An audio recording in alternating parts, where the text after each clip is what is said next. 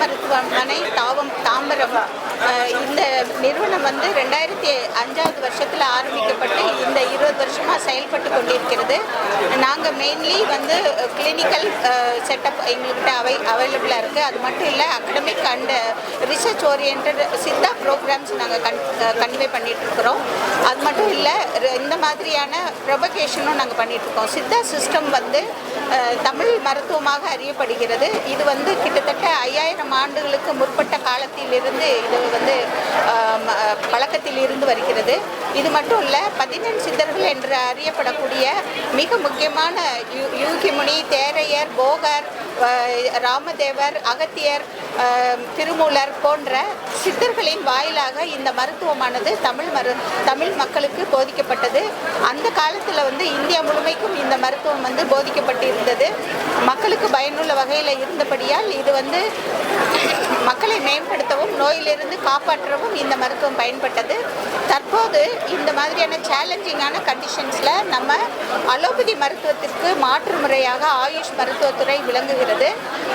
கோவிடில் நம்ம ரொம்ப பெரிய சப்போர்ட் வந்து ஆயுஷ் மருத்துவத்துறை மட்டுமல்லாமல் சித்த மருத்துவமும் வந்து பணிபுரிந்தோம். நாங்கள் மக்களுக்கு வந்து பயனுள்ள வகையில் கபசுர குடிநீர், நிலவேம்பு குடிநீர், சர்வஜுர குடிநீர் போன்ற மிக சிம்பிளான எளிய மருந்துகள் மூலமாக சேலஞ்சான நோய்களுக்கு மருத்துவம் நாங்கள் மேற்கொண்டோம்.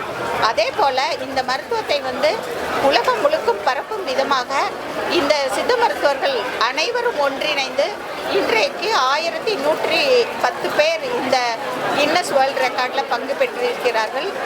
இந்த வர்ம மருத்துவ முறையானது சித்த மருத்துவத்திற்கே உரியதானது. இதனுடைய ஓல்டு டிரான்ஸ்கிரிப்ஷன்ஸ் என்று சொல்லப்படக்கூடிய பழைய ஓலைச்சுவடிகள் எல்லாமே வந்து தமிழ் மொழியில் தான் இருக்குது.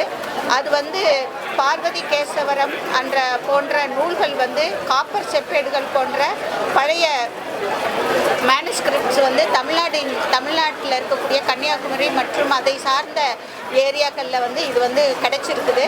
அது மட்டும் இல்லை, நமக்கு எல்லாருக்குமே தெரியும், கேரளா மற்றும் கன்னியாகுமரி ஏரியாவில் இந்த மாதிரியான வர்ம தடவல் முறைகள் வந்து மிக பிரபலமாக அறியப்படுகிறது. இதை வந்து முக்கியமாக இப்போ சிகிச்சை முறைக்காக நாங்கள் அறிவியல் பூர்வமாக எடுத்துகிட்டு வந்துட்டுருக்குறோம். இதில் எப்படிப்பட்ட நோய்கள்லாம் தீர்க்க முடியும் அப்படின்னா, நரம்பியல் சம்பந்தமான சிக்கலான நரம்பியல் சம்பந்தமான நோய்கள், எலும்பு மற்றும் மூட்டு சம்பந்தமான நோய்கள், தசை சம்பந்தமான நோய்கள். இதற்கான அலோபதி மருத்துவ முறையில் அது வந்து ரொம்ப சேலஞ்சாக இருக்குது. அதனால சித்த மருத்துவ முறையில் அந்த வர்மத்தில் நம்ம சிகிச்சை முறையில் நாங்கள் கடைபிடித்து கொண்டிருக்கிறோம். முக்கியமாக இது வந்து நான் இன்வேசிவ், அதாவது எந்த மருந்தும் இதுக்கு தேவைப்படாது.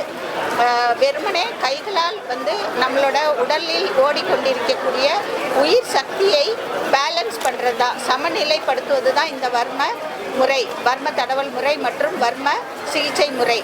இந்த உயிர் சக்தியை வந்து 10 பிராணன்கள், தசநாடிகள் என்று சொல்லக்கூடிய பிராணன்கள், முக்குற்றங்கள், அது மட்டும் இல்லை, உடலில் இருக்கக்கூடிய 5 பூதங்களின் கூறுகளை வந்து நம்ம ஈக்குவலைஸ் பண்ணுறோம், நியூட்ரலைஸ் பண்ணுறோம். அறிவியல் பூர்வமாக சொல்கிறதா இருந்தால், இந்த நம்மளோட எலக்ட்ரோ மேக்னெட்டிக் ஃபீல்டு நம்ம உடம்புல இருக்குது.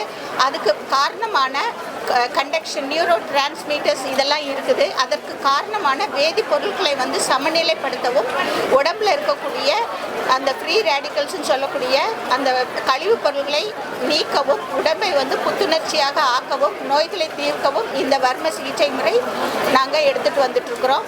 இதை அறிவியல் பூர்வமாக இப்போ கொண்டுட்டு வந்துட்டுருக்குறோம். அது வந்து இது வரைக்கும் இது வந்து மரபு சார்ந்த மருத்துவர்களால் பாரம்பரியமாக பயன்படுத்தப்பட்டு வந்தது.